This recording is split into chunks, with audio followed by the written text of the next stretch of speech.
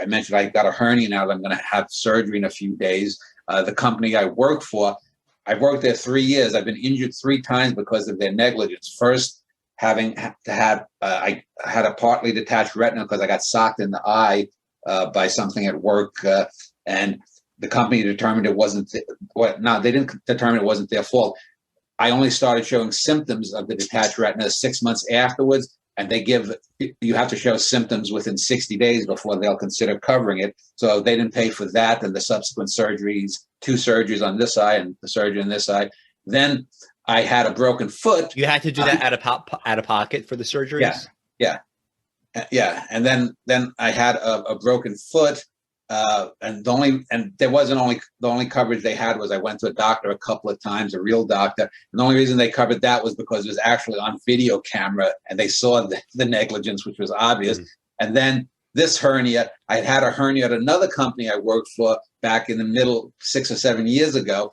And that company was going to pay for it, but they sent me to a doctor who was a total quack. And I said, I'm not letting this idiot cut me open. So they said, well, if I wanted to go to another doctor, I had to pay for that myself. So given the choice of going to a guy I was not comfortable with taking a scalpel to me or paying for myself, I paid for myself.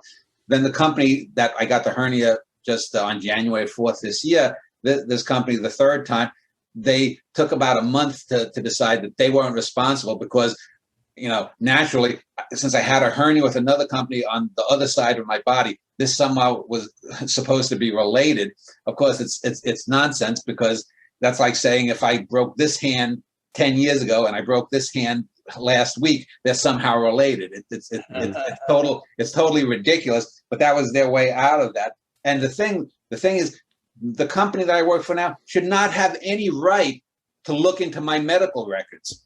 But they would not even think of covering it unless I signed off to let them look at a prior medical record. So this is a way that they hold you hostage and screw you over in that manner. And so now, I'm going to have to pay for this hernia surgery.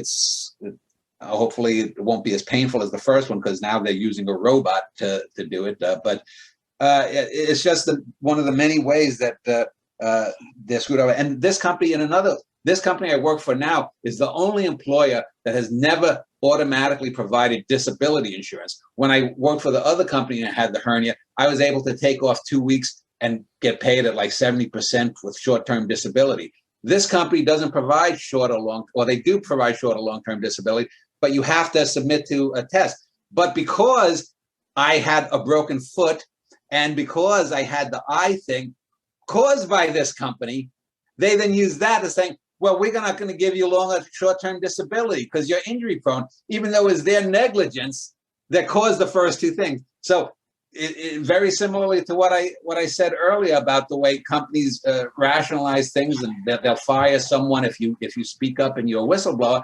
If you get injured by a company's negligence, they'll use that as an excuse to keep further medical care from you later on.